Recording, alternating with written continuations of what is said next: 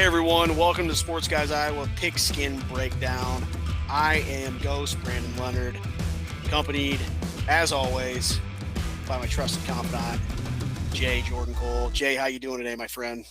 Doing great. We have a very special guest on today. Yes, we do. Yes, we do. We'll get to that in a minute, who we've got on. This is a bit of a personal white whale for the two of us. But thank you so much for listening, for tuning in to the Pigskin Breakdown. It's been a minute, several months since we've had a show. Just the dead time in football season. So haven't had a whole lot to report on lately, but we're getting that football itch, and we figured it's time to fire up and talk all things football. So things at SGI have changed since the last time we've been on. We've expanded. We've got the Deep in the Valley podcast now that's taken the MVC basketball world by storm with Dr. Bowser and Brian Duttler.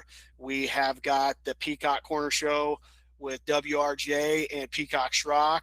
And then what else we got? The High School Huddle, Jay, with Chad Harbor. Chad does great work with the Waterloo Cedar Falls Courier, just a veteran sports journalist, sports writer. He's done some TV work as well. All of them are incredible assets to the team. We're very thankful for them, and our growth wouldn't be possible without them. It wouldn't be possible without all our followers and our fans that follow along. So shout out to them, and shout out to everyone that consumes our content as well. So we'll just go ahead and we'll dive right into our guest to knock the rust off of things here at the Pigskin Breakdown. Joining us today is Ryan Leonard, and Ryan is an official for both the Iowa high school football season and the ARC American Rivers Conference. Thank you so much for joining us, Ryan. We really appreciate you. How are you doing this evening? Absolutely. I'm happy to be here. Doing good. Did some yard work earlier today and was way too sweaty, but we got through it and we made it here. Man, it's a brutal day for yard work. This will be a little bit easier for you than going out and doing yard work. Yeah, being hunkered down in the AC is more my temperature. No doubt. I'm sure you can talk football all day long. That's what we'll do for a little bit here. We're going to talk a little bit about football. We're going to talk a little bit about who you are, how you cut your teeth, and where you're at now, and maybe where you're going, and try to talk about some goals that you have, not only personal, but from a wide, broad perspective with officiating and trying to grow that here, not only the state of Iowa, but I'm sure outside of the state of Iowa as well. Let's rewind. We'll talk about who you are. Tell us a little bit about where you grew up, your path to where Ryan Leonard is right now. Who is Ryan Leonard today? Who was Ryan Leonard 20 years ago? Yep. So I grew up in Center Junction, Iowa, went to Midland Community Schools, which by the time I was in high school, my sophomore year, we switched over from 11-man to 8-man. So that's where I really found my passion for the sport, was playing 8-man football. Did that, did all of the sports, did baseball, wrestling, tried to run a little track. That's what you need to have things running there. And then from there, I went to College and came in as a running back there. And then my sophomore year, I switched over to the linebacker position, but got a little heavy, but ended up moving to the defensive side of the ball, played linebacker, loved it there. I was the middle linebacker, ended up our senior year is a perfect ending that we ended up with a conference championship and got a couple playoff games. Just found a really big passion for football throughout that time. And then from there, after I graduated college and was done with football, I had kind of the first fall rolled around and was thinking about officiating. I actually signed up with the state, but it was one of those things that I didn't really know where to go from there and was nervous. Didn't have much background or anything, but went through that year, didn't end up officiating, but the next year rolled around and I was like, all right, I got to do something. I'm either going to coach football or I'm going to try out officiating. Ended up deciding officiating because it was one of those things that I was like, if I want to have goals in something or try to reach to a higher level to work towards, I know there's not a lot of younger officials that have been in it. We all hear that the officiating community is a little bit older. So I thought that might be a good path for me because I wasn't going to be one to start coaching and move around. That I'm pretty hunkered down here in Eastern Iowa, and I knew I was going to stick around there. So decided to get into the officiating side of things, and that would have been 2018. So done 8 seasons, jumping into year 9. I joined the Cedar Rapids Officials Association. Start out there, you start out with, everyone starts on like a junior high slate type of deal that kind of get your feet wet because you jump in there and you don't really know what's going on. But get in there and get used to the game where it's a lower stakes game. But did that for a year and then jumped to a crew second or third year. So I've been with the same crew for about 6 years, and I've been really enjoying that kind of aspect of things, that once you're on a varsity crew, you're working with the same guys. So you get used to all the same tendencies of the guys that you're working with and everything, and kind of makes things go more smooth, I'd say. So yeah, you say that you finally take that leap into becoming an official after you signed up, took a year off. There's not very many young individuals in officiating right now. What kind of advice would you give towards somebody, or maybe a program or some sort of group that they can get involved with that would then lead them to be an official?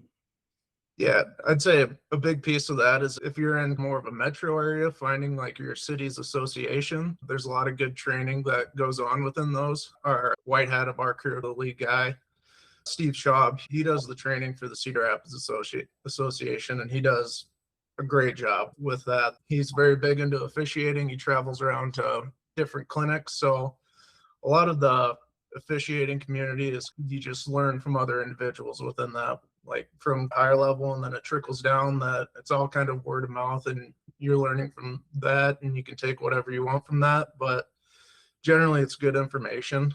In terms of starting out, you can, first things first is to sign up with the state and pass the test within that, which the state makes it nice that if you're struggling with the test, just reach out to them and they will help you out. I think you have 3 tries to pass the test, and it's not a super hard test, but you still need to get in the rule book and know rules within that and everything.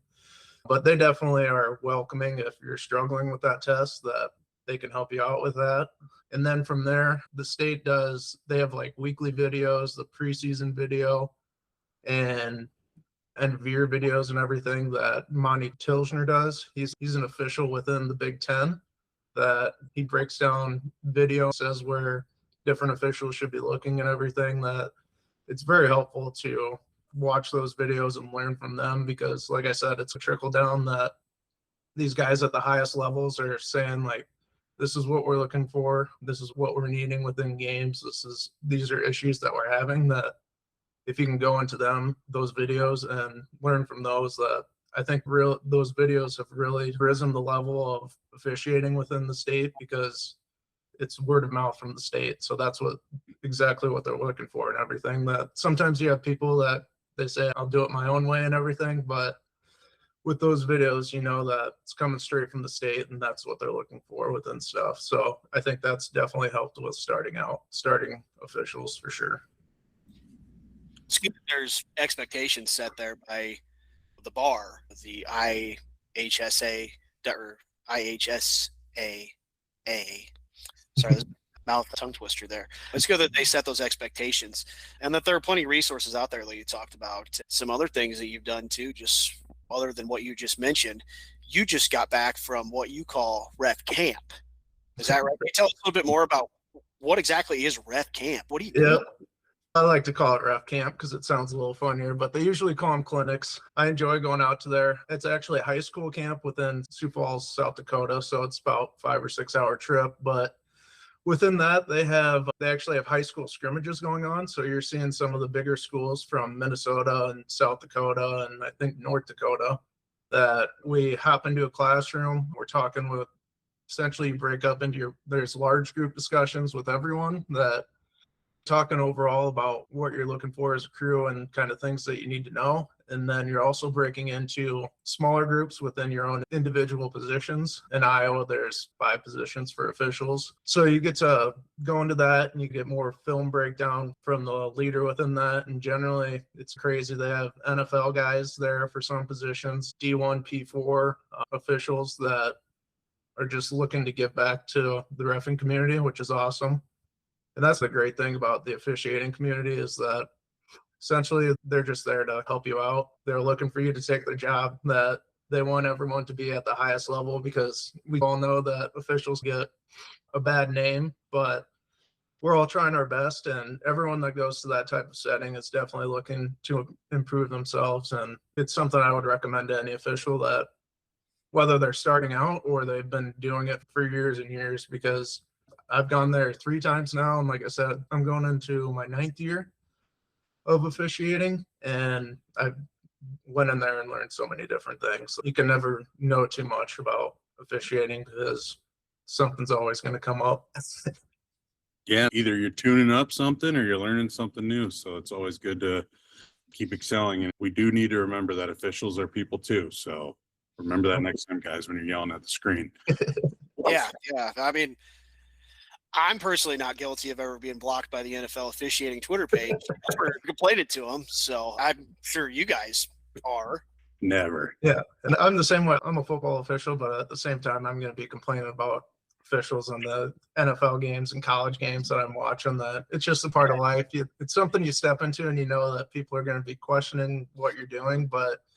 And I know that's something that holds some people back from even thinking about doing it. They're like, why would I want to do this and go get yelled at? And to be honest, there's been very few times in my 9 years that I'm like, oh, this is awful. Fans are terrible. You get some fans that are yelling and stuff like that, but specifically with football officiating, you're on the field. You're not a basketball official where they're right on top of you, or a baseball umpire where they're right behind you and they can scream at you all day. We're off the field most of the time. I'd say most of the complaint would be like some coaches yell too much, but at the same time, they're putting a lot of passion into their side of things. So I'm personally pretty lenient with them. I understand what they're putting into the game, that they can get a little mad at me if there's something that they think I did wrong, especially if I'm like, I don't know about that call that I just made. I'll sit here and take it a little bit because sometimes you do deserve it and it is a questionable call. But like I said, there's people that'll yell at you and stuff, but I think specifically with football officiating that it's not as bad as people would make it out to be. It's not having ESPN run it back on Monday questioning your officiating. It's like, you go in there, you're going to watch the film, and if you miss something, you're like, oh, you do feel bad about it. But at the same time, the coach isn't going to call you up the next Monday and start yelling at you or anything like that. It's kind of like, it's done, it's over, you learn from it, and then you're on to the next week. And water under the bridge. So you talk a little bit about watching your film. How much of watching previous games film or maybe the next week's opponent's film go into your weekly prep for a game on Friday or Saturday? Yeah, so last year was my first year in the ARC. So now that I've got 2 games to watch, it's a little more, I needed to be a little more on a schedule with that type of stuff. Generally, I like to watch at least, it depends when you get the film back from the games. I like to watch one of them during Sunday Night Football. I'll have it on my iPad and have the Sunday Night Football game, NFL game on. Then I'll be watching film on my iPad. And then throughout the week, I'll get the other game in. We have crew meetings on Wednesdays, so I want to get those watched before that. So either Monday or Tuesday, I like to just have that on. A lot of times during Monday Night Football, I'll have it on too. But from there, I'll watch those past games, make notes on everything, anything you want to bring up to your crew. With our high school crew, we have a spreadsheet that we track things on. And a lot of times we just text it within our group, and then we discuss it further from there. With our college crew, we have Wednesdays when the conference is meeting and the officials are talking, or the head officials are talking. And then Thursday, our crew will meet and talk about anything that happened previous week, and then talk about what's upcoming with the team, with the college teams. So we'll look into, in terms of film, high school, we don't get future opponents to see what's going on. Once we had a dome game, we did get to see the teams that were playing, that we watched both of their films. They played earlier in the year, so that was nice that we could watch that. And then on the college side, we do have access to all that film, so we'll take a look at that and note some interesting things that they do. The fun thing about college is that with the ARC, you only have 8 teams, that you're seeing a lot of the same teams over and over again.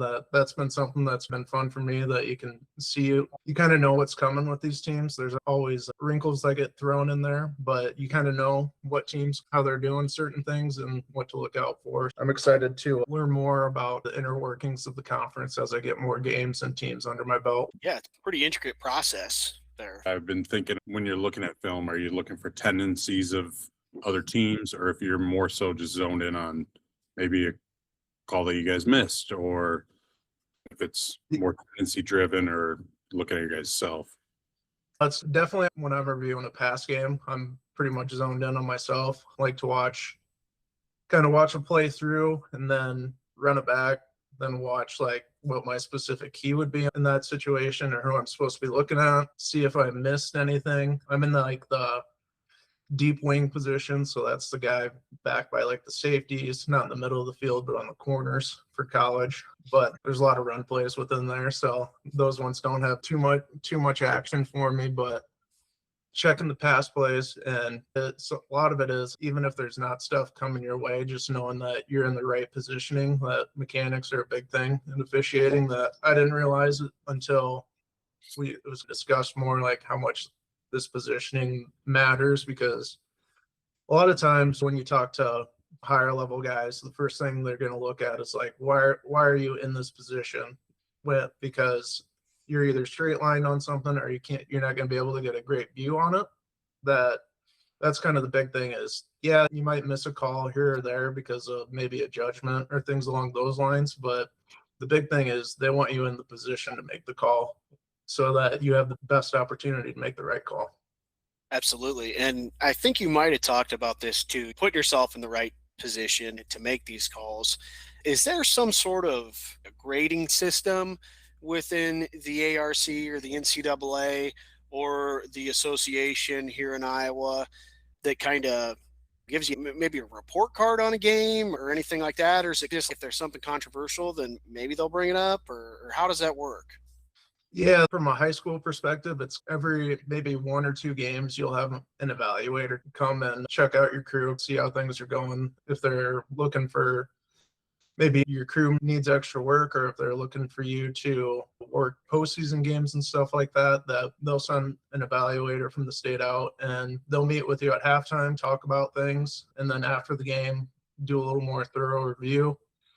And there's a form that they fill out for that kind of rates your crew. That it's nothing crazy on that end of things. If you have questions on calls or anything, that the state's really good at, you send it in to the association, that they'll get back to you with what should be happening here or there. And then from the college side perspective, we do chart all of our penalties and everything that you get. There's a grading system that you get a 1 through 7, which 7 is correct call, good call and everything. And then you get a 5, that could be a questionable call and everything. So there's a grading system that goes into that. College, they have someone that reviews every film, and then they give feedback on those calls and no calls as well. That you guys know that there's flags that don't get thrown for various reasons, that they might not have an impact on the play or something like that. That's just as important as flags that do get thrown, because there's you could have 25 penalties in a game, but no one's going to want to watch that. So you have to hold your flag back a little bit. I think those no calls are just as important as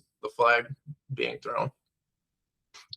Yeah. And is it like a reward system based on this report card for college? Is there certain thresholds you have to meet to then be considered for keep on moving up the ladder, or is for your guys' self and your crew to see how you're evaluated? It's more so for our crew and everything to be evaluated, but it's more for just kind of what I talked about with Monty Tilgener in the state of Iowa, that it's more of what they're seeing and what they want called from their perspective and what you can do to kind of learn from that and improve. Gotcha. I have a pretty fun one. I think you may have a wild answer here that could create some backlash, if I know you correctly, but you're a big macho man, you're a football guy through and through. What is maybe what could be considered an anti-football take that you have that maybe diminish your football guyness, I will say? I'm not proud of this one, but it is something that I believe in. NFL football, it's the highest level of football. These guys are getting paid a lot of money. People are paying a lot of money to go to these games. They all need to be in a dome. We do not want to see a windy, snowy football game. It's not fun for the viewers. It's not fun for the people in the stands. It's not fun for the players. Nobody wants it. We need to put a dome on them all. Hey, what about bear weather, man? Come on. Yeah, and they've never had a 4,000-yard passer. Fairweather's coming back to bite them. That they're starting to turn their leaf on that. They're looking into building a dome. But yeah, college, high school, 100% believe that it should be outdoors and play in the elements. But NFL only, get them in a dome. These guys are getting paid a lot of money to whip the ball around. Let's see it in the perfect conditions.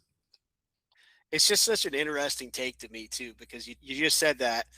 I was just about to say, man, so you love being in the Unidome. That's your perfect thing. But then you just contradicted that take where you'd probably much rather have it at, say, I personally don't think would it be cool from a player's perspective to play at Kinnick Stadium or Jack Trice? Yeah, but also seeing what are the odds that it gets filled up in an Iowa game? Like I think Drake Stadium would be a perfect place. It's the middle of the state of Iowa. It's a beautiful campus. You could fill that up. Are you saying that you would prefer the state championship, the semifinals, to be at a place like Drake Stadium? I would prefer to ref in the dome, that's for sure. That weather's starting to get a little bit nasty.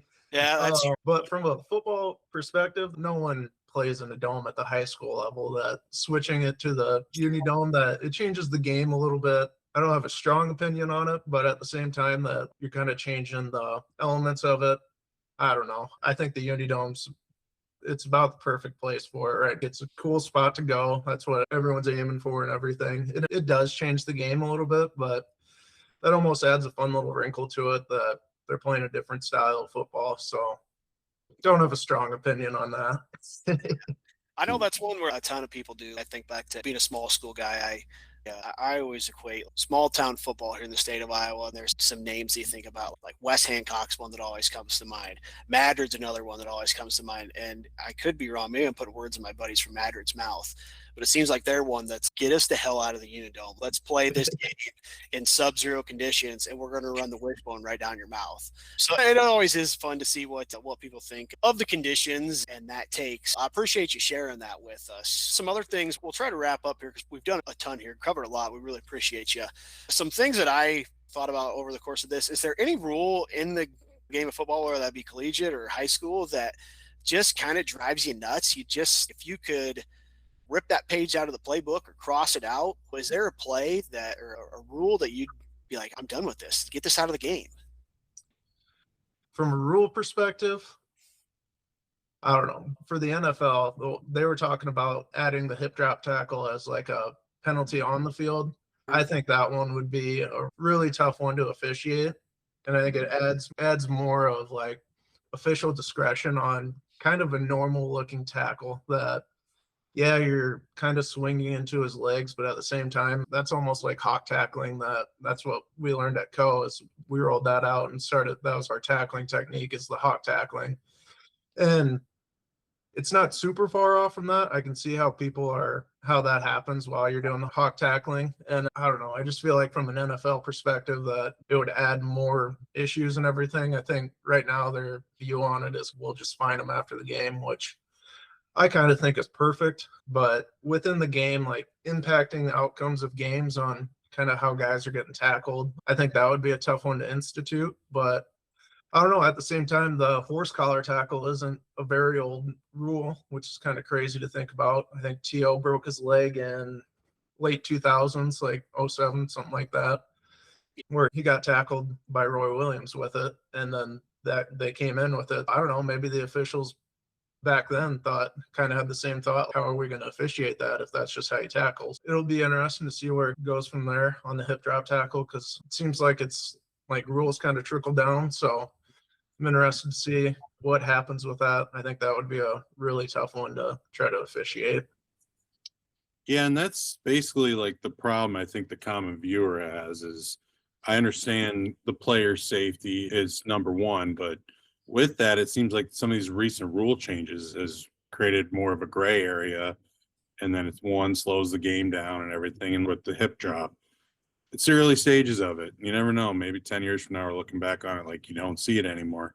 I feel like you don't see it as much, or maybe it's just not as publicized on the broadcast, but they just eliminate as much gray area as possible. Is that something that frustrates you? How is the review system like at ARC for plays? Is there a lot of gray area that you guys find yourself in? Yeah, there's always a lot of opinion that goes into kind of every call but I touched on it with the non-calls, right? That it can be pass interference, but at the same time, it's like, that's not enough to call it on this type of play. That they're, yeah, he's not looking at the ball and he is touching the receiver, and that by rule, that is a pass interference penalty. But at the same time, it's in your judgment. Are you judging that it has an impact on the play? That there's a lot of judgment that goes within everything. And that's what makes officiating tough, is because to one person, it looks like one thing, and another person's judgment, it's another thing. And I think that's where it's nice to have clear communication lines, especially with the state, that they roll out these rules videos and everything. That it's very helpful to get kind of everyone on the same page, because I can guarantee you nothing will drive a coach more crazy than one week they go to one place and they're calling by one set of rules, and then they go to the next place the next week, and it's a different set of rules. That just having a clear line of communication on what they're looking for and everything, it makes everyone's life easier, because people get mad when kind of judgment calls change from each week. The more we can get on the same page with everything, the easier it is on everyone. Yeah. I got a two-part question for you, Ryan. Number one, where do you want Ryan, the official, to be 10 years from now? And number two, what do you want people that are on the fence about becoming an official to know? Any words of encouragement for them? What do you want to see out of people who are wanting to stay involved in sports and don't know what route to take? Do you want to take that path A to be a coach, or path B to be an official? Just tell us a little bit more about that. In terms of 10-year plan, I actually told my wife, so got two young kids, that I kind of held off on jumping to the college level until essentially my kids were out of diapers, but we were mostly out. I was like, I'm going to start when I'm 30, and then at age with college. And then at age 40, I'm going to evaluate, since our kids will be a little bit older and they'll be in more activities and everything. My goal is to get to the P4 level at some point, and I don't know if it would be within 10 years or not, because I know it's a long road. There's a lot of guys that are working towards that as well. So it's tough to break through on that front. But I mean, the thing I tell people is that I don't do this because I enjoy going out, getting away from my family and everything, and possibly getting yelled at by some people and everything. I want to have something to work towards, and that's what I do. I put a lot of time into it, and I really do enjoy it, but it's fun to have something to be working towards all the time. Do it with my fitness and everything, that want to be in good shape. That's one of those things that as you're moving on, that they look at your fitness levels and everything. Keeps me kind of hungry to keep working out and everything and be in good shape. Yeah, P4 officiating crew, that would be my goal in 10 years. I don't know if it'll be in 10 years, but I want to at least be on that path moving towards it at that 10-year mark. And if I'm not there, I'm fine with that. And I'll watch my kids do their sports in the fall, probably coach Leighton if he plays football. But we're going to evaluate at age 40, see where we're at, and then go from there. And from a perspective of why I enjoy doing it and everything, or getting people into this, I think a big thing that I've enjoyed is that you're still very into the game. I don't know if I mentioned it before, but I was either going to coach or I was going to get into officiating. And I still kind of view the game from the coach's lens, that I traveled to all these different schools and everything, and you can pick up bits and pieces there, here and there, that I started when I was 24, 25. I'm still only 31. That if I wanted to jump back into coaching, if I didn't enjoy officiating anymore, that avenue is 100% there. It would be a lot easier to fall back into coaching somewhere and enjoy doing that than I think it would be that if you're spending 7-8 years coaching to get into officiating. I think that would be a little bit harder of a jump, but overall, I've enjoyed the decision that I made. And like I said, it gives me something to work towards, that I'm always looking to get better with things. As you guys know, officials aren't perfect and everything. So just using that as learning experience and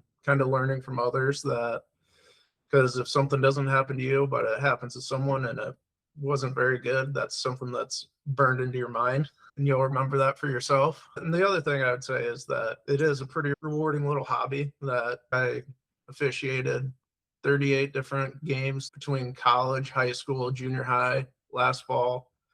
and made just over $6,000. That's money for my family. I feel bad that I'm gone all the time, but at the same time, I'm bringing money back that it is time gone, missing your kids growing up a little bit, but you're bringing money back to the family and on a mission to always get better. But in terms of people being a little bit worried about getting yelled at by coaches and fans and everything, especially at the high school level, that I have not found myself in any situations that I'm like, oh, I don't feel safe or anything like that. And I know there are stories out there, but for every story like that, there's someone like me who's ref hundreds of games in different locations and never ran into any issues or anyone trying to run you down in the parking lot or something stupid like that. I enjoy it. I never felt that it's not worth it, because if it wouldn't feel worth it, I wouldn't be on here with you guys talking about how fun it is and how much I enjoy it and kind of trying to grow it a little bit.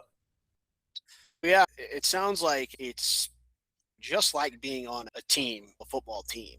Your crew wants you to succeed. They want you to be in that position to succeed and make the right calls. Everyone wants to collaborate. No one wants to struggle and get cussed out on a Friday night or a Saturday afternoon for doing something poor. So it's awesome that you take so much pride in this. And we're really thrilled that you were able to come on and share your experiences with us. And if we have any other officials out there that would like to talk about their stories and their experiences and their background upbringing, please, by all means, chime in. I'm sure there's some things that we might not have completely covered or may have just glossed over a little bit. It's an incredibly deep subject.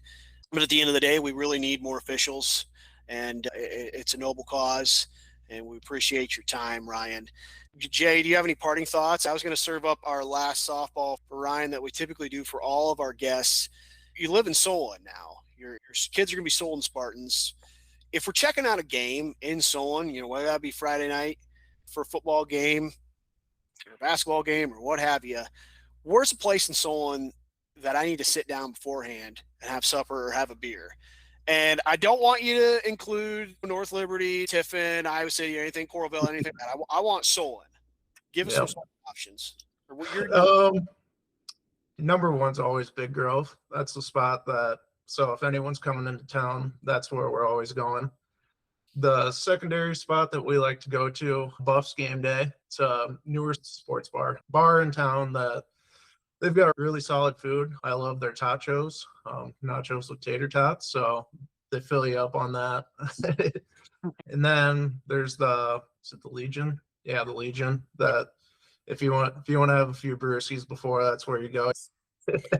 I lied about the final question. You're talking about beefing up on tachos and eating good there in Solon. Are we ever going to see you in the hay bale toss at Beef Days? No, I think those days are past me. Maybe if they weren't rolling up Iowa football players, but I had that big meniscus injury a few years ago stretching in the driveway. Oh, man. That was one that was brutal for your friends and your fans. We were unsure how you were going to react to that. We should have known that you were going to come back stronger, better than ever. So, gentlemen, I think that's a good point to wrap up. Ryan, thanks again for your time. Again, we really appreciate your dedication to the sport of football, to officiating, and giving back to those of us around the Hawkeye State. Jordan, thanks again for joining us. And thank you, everyone, for listening while we knock the cobwebs off and dive into football season. Jay and I's favorite time of year. I'm sure yours as well, Ryan. It should be a great fall. I know I'm excited. Ryan, I got a little trip of our planned for our own to go down to Jerry World with a friend of ours, Dennis Wagner, and consume a little Titans Cowboys. Do some good stuff. Nothing better than Jerry World. Yeah, I'm gonna take your word on that. Hopefully I leave there in one piece and the Titans win. So yeah, and I was gonna say if anyone listens to this and they're interested in getting into football officiating, reach out to SGI Sports Guys and they can get in contact with me, and we've got contacts throughout the state. So no matter where you're at, feel free to reach out, let us know. We can get you in contact with the right people. That's great. Thank you, Ryan. And reach out to them, guys. Let's get more officials in the game. Yeah, continue to grow it, everyone. It's community that needs it. But thanks again, everyone, for listening. Thanks again, Ryan, and you take care now, everyone. Thank you.